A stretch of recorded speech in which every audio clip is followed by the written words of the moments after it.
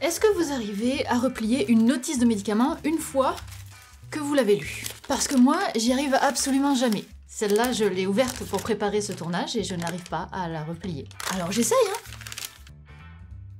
Voilà. Je suis sûre que j'étais pas loin en plus. Ça rentre pas. Alors je parle d'arriver à replier une notice dans la vie quotidienne. Je suis sûre que si je vous mets au défi de le faire, oui, vous pouvez y arriver techniquement. Essayez de la déplier puis après de la replier exactement pareil. Là j'ai une feuille libre, ça c'est plié, Ouais, c'est normal. Ensuite ça c'est libre, ça c'est plié. Ah, donc après c'est en 3. Ok. Donc là maintenant, c'est ici et ici. Ok, là je crois que je l'ai. Ouais, fait que t'as fait ton petit malin quoi. Ah mais là j'ai fait super attention. Dans la vraie vie je fais pas ça. Alors pourquoi les notices de médicaments sont si difficiles à replier quand on n'est pas en train de faire son petit malin? Pourquoi est-ce qu'elles sont pliées comme ça déjà à la base? Et qui s'occupe de plier nos notices de médicaments?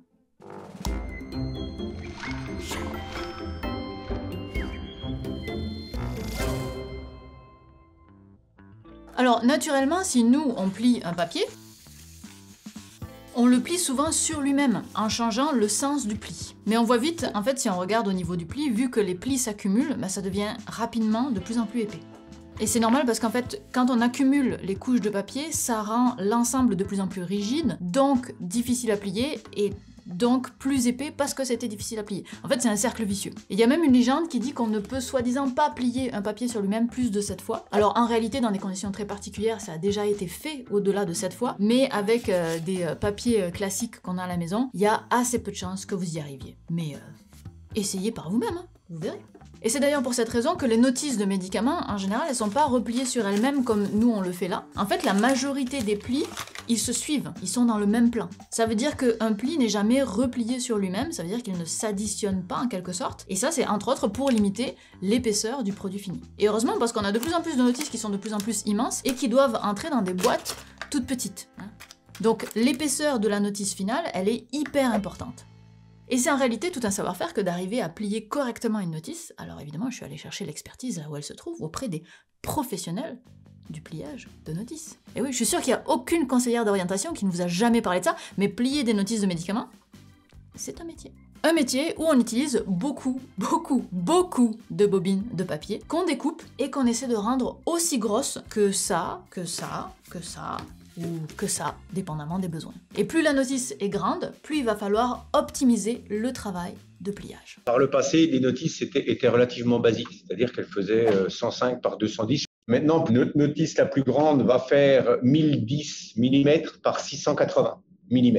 Et on va adapter le pliage en fonction des besoins du client, c'est-à-dire de son étui, c'est-à-dire de sa productivité. Et une des premières adaptations, c'est ce qu'on a déjà évoqué, à savoir de ne pas plier comme on le ferait nous en additionnant les plis, mais de faire des plis dans le même plan. Et c'est pas anodin qu'on cherche à faire ça, parce que c'est aussi beaucoup plus facile à automatiser avec des plieuses industrielles.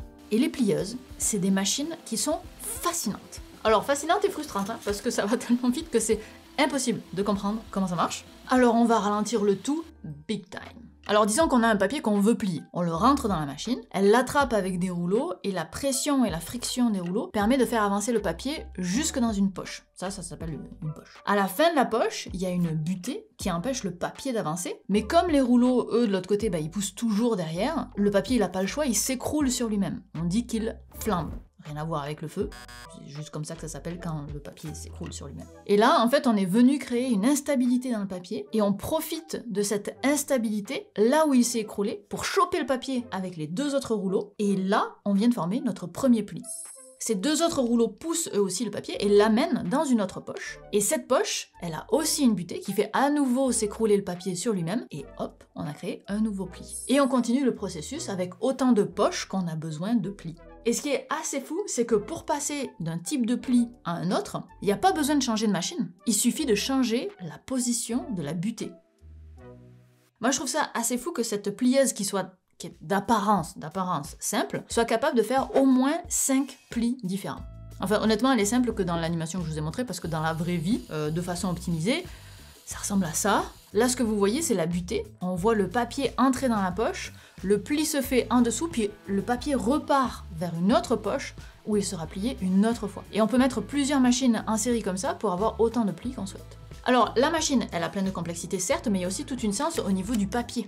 Notamment, ils utilisent un papier qui est beaucoup plus fin que le papier classique de nos imprimantes. On est entre 32 grammes et majoritairement 50 grammes au mètre carré. Donc, comparativement à ce que vous mettez dans le photocopieur, c'est du 80 grammes. Donc, on est en moyenne 2 fois plus faible qu'un papier commun. Ensuite, c'est un papier qui est majoritairement composé de fibres neuves. Pourquoi? Pour avoir une bonne qualité de pliage, on utilise des fibres qui sont dites longues et qui vont avoir une meilleure tenue du papier. Dans un papier recyclé, les fibres ont été recoupées X fois et donc à la fin, on a un assemblage de petites fibres qui se tiennent et qui font quelque chose qui se tient par un papier qui va être beaucoup plus mou. Là, on va avoir une meilleure tenue du papier. Et enfin, on a un papier qui est très blanc. Alors déjà, ça fait propre et pharma. Il y avait quelque chose de marketing probablement dans les années 80, mais aussi qu'il y a une nécessité pour la transparence, puisque comme on est sur un papier très très fin, eh bien, quand vous commencez à lire d'un côté, vous voyez aussi le texte de l'autre côté et ça gêne la lisibilité. Donc, les papetiers augmentent la blancheur pour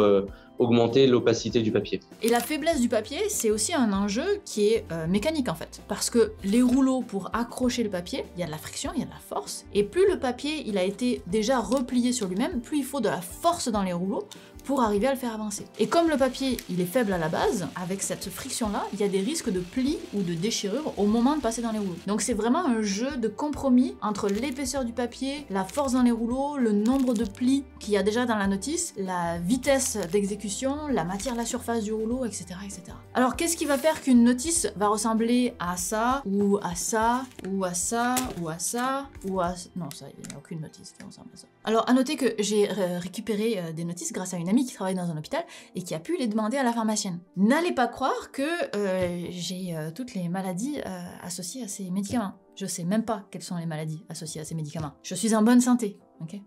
Tout va bien. Bref, qu'est-ce qui fait qu'on arrive à tel ou tel type de notice? En fait, c'est en fonction de plein de contraintes qui sont imposées par les fabricants de médicaments. Notamment un truc tout simple, c'est la quantité de texte. La quantité de texte impose finalement une surface minimale de papier, forcément. On a aussi l'épaisseur maximale de la notice qui est une fois repliée, et ça c'est lié à l'espace qui va être disponible dans la boîte ou non. On a l'organisation des volets aussi, notamment qu'est-ce que les patients doivent voir sur la notice avant même qu'elle soit dépliée. Est-ce qu'on veut directement le nom du médicament? Est-ce qu'on veut un code barre? Est-ce qu'on veut un rien du tout?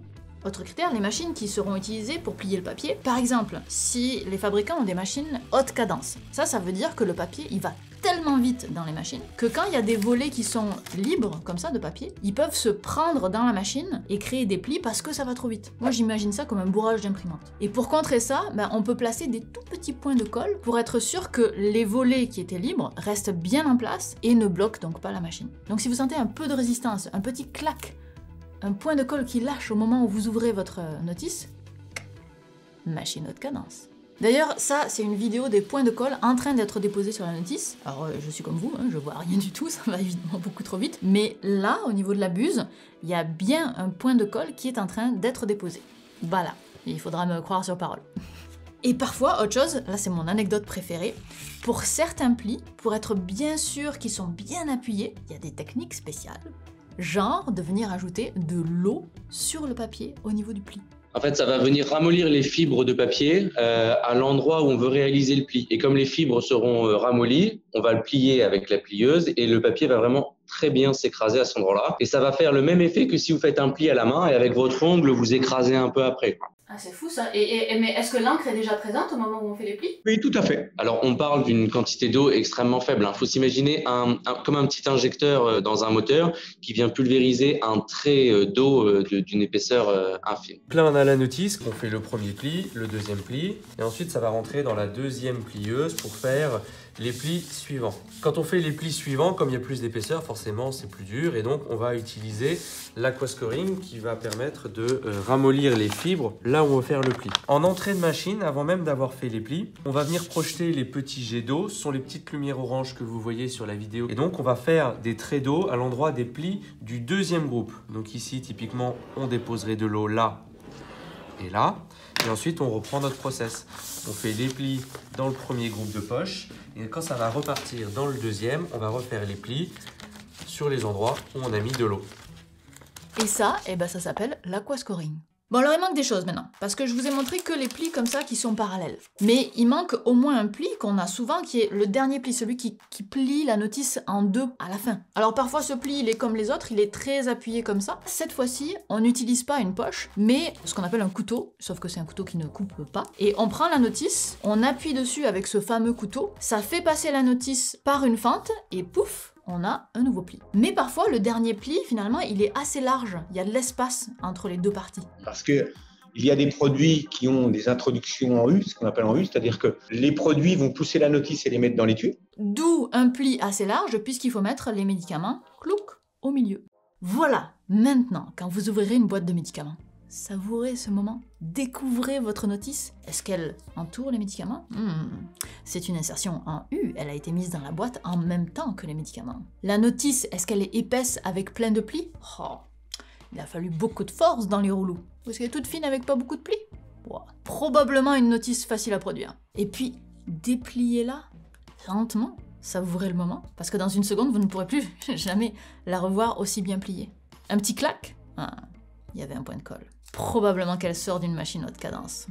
Et puis, observez les plis. Vous pouvez même les compter, et puis essayez de déduire de combien de poches la machine était équipée. Et voyez comme les plis sont faits de telle sorte que jamais j'aurais plié ça comme ça, quoi. Et enfin, appréciez la finesse du papier. Un parfait compromis de rigidité, de légèreté, d'opacité, rempli de fibres longues et neuves, blanches, d'une couleur médicale. Voilà, vous venez de regarder une vidéo sur le pliage des notices de médicaments. Un grand merci à Pierre-Marc et à Vianney de m'avoir répondu pour cette vidéo, mais merci aussi à vous, aux personnes qui me suivent particulièrement sur Twitter, parce que c'est vous qui avez pu nous mettre en contact. Ça faisait des années que je cherchais à faire cette vidéo, mais je n'arrivais pas à trouver les personnes qui pouvaient me répondre, donc merci à vous. Cette vidéo, c'était la dernière de la 3e saison de la série. Je me suis encore perdue sur internet. J'espère que ça vous a plu, parce que moi, je me suis beaucoup amusée. Merci au Centre national du cinéma de les avoir partiellement financés pour ce qui est des 2 dernières saisons, et à vous, évidemment, de les avoir suivis. Si vous voulez voir une 4e saison, faites-le moi savoir en vous abonnant. Là, le message, il est plus subliminal. Abonnez-vous. Et d'ici là, n'hésitez pas à aller découvrir les précédentes vidéos de cette série via les liens sur l'écran ou dans la description. On se retrouve la prochaine fois. Bye. Je profite du panneau de fin pour vous dire que j'ai un podcast. Ça s'appelle Un si bon terme et j'interviewe des personnes qui sont expertes de la vulgarisation scientifique de tous les horizons et justement pour parler de leur façon de vulgariser, de leur approche. Et c'est toutes les 2 semaines. Il y a déjà 8 épisodes. Vous trouverez des personnes que vous connaissez déjà et d'autres que vous découvrirez, j'espère, mais avec toujours la même passion pour la communication scientifique. C'est dispo en vidéo sur ma chaîne C+, ou en audio sur toutes les plateformes de podcast. Et évidemment, les liens sont en description.